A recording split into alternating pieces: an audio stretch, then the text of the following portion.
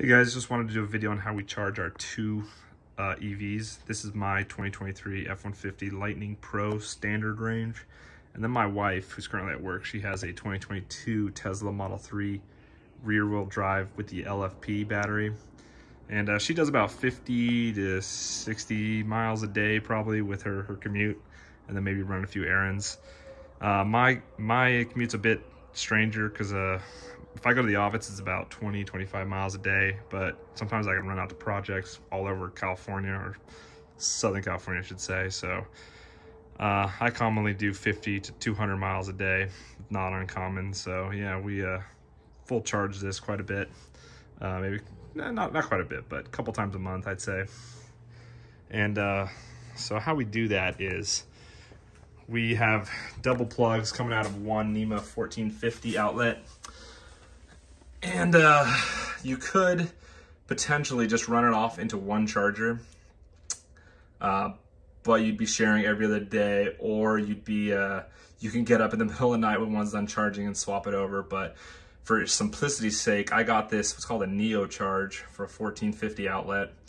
And this has a primary side and a secondary side. And whenever the primary side demands power, it will divert all power to that. And then once that's done charging, it'll switch over to the secondary side.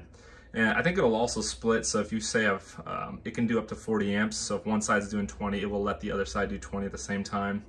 We don't have it set that way. We have it set to full power. So primarily I have this Emporia unit, which plugs into the Lightning, set to 40 amps. And whenever the Lightning's charging, it gets priority since my commute just varies so much more. So yeah, that'll charge up to 80, 90%, 100, whatever I have it set to, until the truck's done, and then it will switch over to my wife's Tesla charger, which we just use the standard mobile charger. It does 32 amps, which is the maximum her car can actually charge at.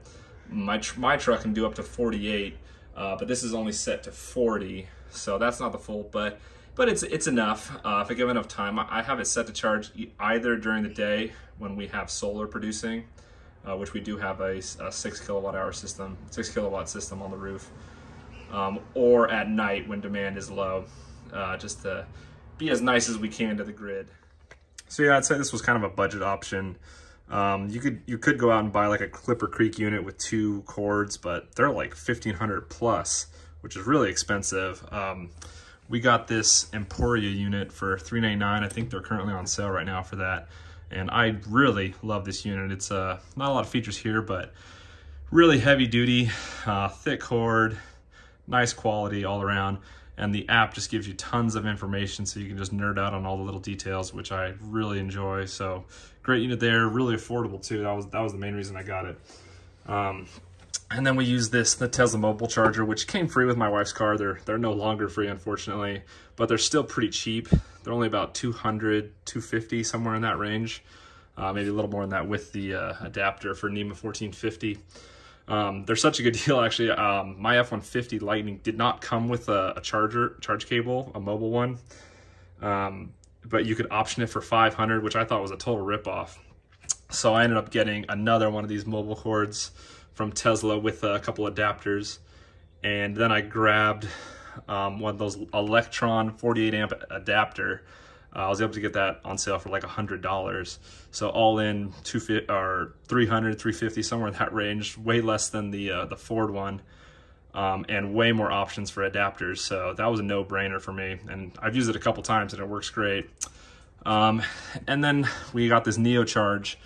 These used to be about $550 or something like that. I managed to get this one on eBay. It was $3 something, maybe mid 300s, which I actually just looked and saw that they're currently on sale for about $350, which is a pretty good price. $550 was too expensive, frankly, but for this, that $350 is more like it. That's pretty similar to what we paid. So $400, $350, that's $750. This was free for us, but you could throw that in too. So let's call it 900 something, 900, 950, somewhere in that range. So it's still a lot of money, but it was a lot cheaper than a Clipper Creek. Like we saved $500 plus or for something like that. And we have all the benefits like I said, this primary, and I like all the adjustability with the NeoCharge, and we don't have to run any other adapters. And so far, this has worked flawlessly. We've had a great experience with it, really enjoyed it. So yeah, if you're looking for a slightly cheaper option, not super cheap, but cheaper, but to the point where you don't have to run outside and swap the cord over constantly, you can just plug it in when you get home and not have to think about it for the most part.